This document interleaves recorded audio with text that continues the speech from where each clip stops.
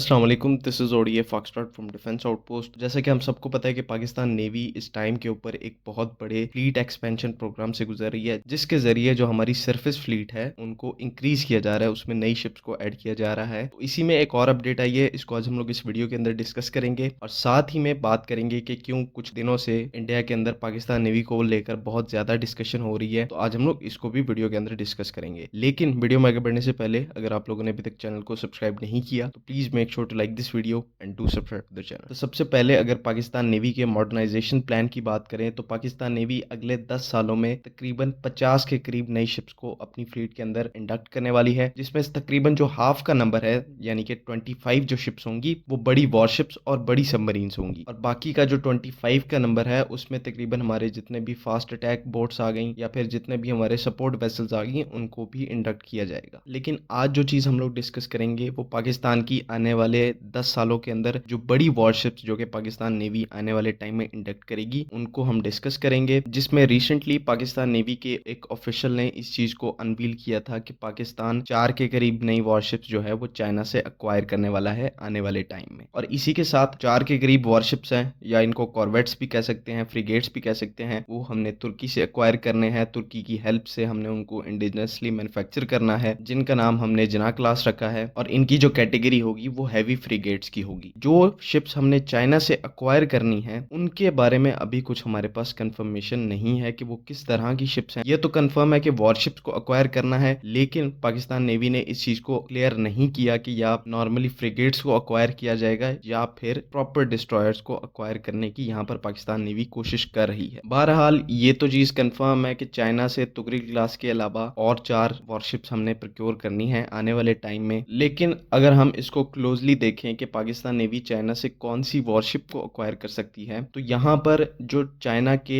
नए type 55 destroyers हैं उनका नाम सबसे पहले आता है, क्योंकि पाकिस्तान नेवी इसको ऑलरेडी इवेल्युएट कर चुकी है और इससे मुतालिक चाइना से ढेरों रिपोर्ट्स आ रही हैं कि पाकिस्तान नेवी इस डिस्ट्रॉयर से काफी ज्यादा इंप्रेस्ड है, mainly because of its sensors. Type 55 के ऊपर जो सेंसर्स हैं वो बहुत ही ज्यादा नेक्स्ट जनरेशन है, नेक्स्ट लेवल कनेक्टिविटी के साथ आते हैं। इसका जो इलेक्ट्रॉनिक वॉरफेयर स्वीट है वो बहुत ही कमाल का है और बहुत ही ज्यादा पावरफुल है। साथ ही साथ इसके ऊपर जो on board vertical launch systems हैं उनकी तादाद भी 120 के करीब है, जो कि बहुत ज्यादा है, और अमेरिकन जो आर्ली बर्ग क्लास के डिस्ट्रॉयर्स हैं उनको compete करता है। तो इन शॉर्ट एक वर्ल्ड क्लास डिस्ट्रॉयर है। और अगर इसको हम लोग पाकिस्तान नेवी के कॉन्टेक्स्ट में देखें तो पाकिस्तान नेवी के अंदर से भी ये रिपोर्ट्स हैं कि पाकिस्तान नेवी इससे बहुत ज्यादा इम्प्रेस है, इसको अक्वायर करना चाह रही है। ये रिपोर्ट्स और साथ में पाकिस्तान नेवी के ऑफिशियल ऐलान करते हैं कि हम लोग चाइना से और 4 वॉरशिप्स को प्रोक्योर करने वाले हैं। तो इन दो चीजों को अगर आप जोड़ें तो कहीं ना कहीं आपको ये जरूर फील होगा कि पाकिस्तान नेवी टाइप 55 डिस्ट्रॉयर की तरफ मूव कर रही है, क्योंकि सिंपली उसकी वजह यह है, बेसिकली हम फ्रिगेट्स पहले ही चाइना से अक्वायर कर चुके हैं, लेकिन उसके बावजूद भी हमारी जो स्ट्रेटेजिक प्लानिंग है उसके हिसाब से हमारी जो नेवी की रिक्वायरमेंट्स हैं वो बहुत ज्यादा है। इसी को देखते हुए ये जो 10 साल के अंदर 50 शिप्स का मोटिव है इसको रखा गया है। ऑल्दो हमारी नेवी के बजट के हिसाब से ये चीज बहुत ही ज्यादा एक्स्ट्रॉर्डिनरी है, लेकिन इस टारगेट को सेट किया गया है। और जिस तरह से पाकिस्तान नेवी की इस टाइम पर शिप बिल्डिंग कैपेबिलिटीज हैं या फिर जिस हिसाब से उन्होंने ऑर्डर शिप्स को किया हुआ है, ये टारगेट जो है वो इजीली पाकिस्तान नेवी कंप्लीट कर लेगी, जिसमें से 4 के करीब जो हमारे फ्रिगेट्स आने हैं तुर्की से आने हैं जिना क्लास के, उसके बाद 8 के करीब हमारी अंगोर क्लास की सबमरीन्स आनी है। ये एक बहुत बड़ा बूस्ट अप है। और उसी के साथ ये जो 4 और नई वॉरशिप्स हैं चाइना से, ये भी इनके साथ आनी है। तो 16 के करीब वॉरशिप्स और सबमरीन्स तो अभी से पूरी हो जाती हैं। और इसके अलावा भी पाकिस्तान नेवी के प्लान्स हैं यूरोप से शिप्स को प्रोक्योर करने के, तो वो भी यहाँ पर देखने वाली बात इंटरेस्टिंग होगी कि किस तरह से पाकिस्तान नेवी इस 50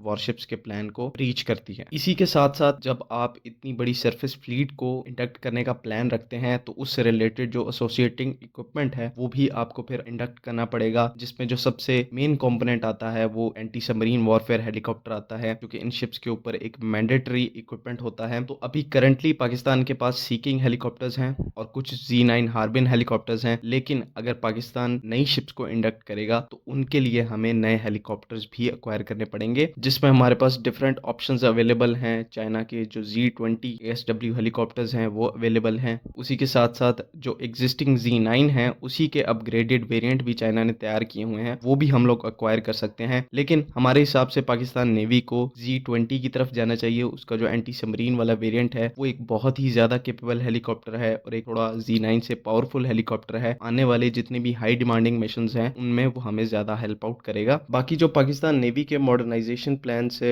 इंडिया के अंदर हलचल मच रही है उससे रिलेटेड हम लोग इतना कोई कमेंट नहीं करेंगे। प्रोग्रेस तभी फील होती है जब उसको देखकर आपका एनिमी जो है वो अनईजी फील करे, और इसी टाइम पर वही अनईजीनेस जो है वो इंडिया के अंदर साफ वाज़ह तौर पर दिखाई दे रही है। बिकॉज पिछले 15-20 सालों से इंडियंस का ये एक बहुत बड़ा ख्वाब रहा है कि किसी ना किसी तरह पाकिस्तान को नेवल डोमेन के अंदर उनको काउंटर कर सकते हैं, उनको कंट्रोल कर सकते हैं। लेकिन अब अगर आज के टाइम पर ऐसी चीजें मुमकिन नहीं हो पा रही, पाकिस्तान नेवी एक केपेबल नेवल फोर्स के तौर पर उभर के आ रही है, तो इसमें जो है वो प्रॉब्लम्स इंडिया के लिए क्रिएट होंगी। जैसा उन्होंने सोचा था वैसा नहीं होगा, तो वो लोग इसके ऊपर बात करेंगे, इसके ऊपर शोर मचाएंगे। हमें सिर्फ सिट बैक करके रिलैक्स करना है और अपनी नेवी की मॉडर्नाइजेशन के ऊपर हमें फोकस करना है। आई होप कि आप लोगों को चीजें सारी समझ में आ गई हैं। अगर इसमें कोई भी कंफ्यूजन है तो काइंडली कमेंट्स में जरूर पूछें। बाकी अगली वीडियो तक के लिए अल्लाह हाफिज। पाकिस्तान जिंदाबाद।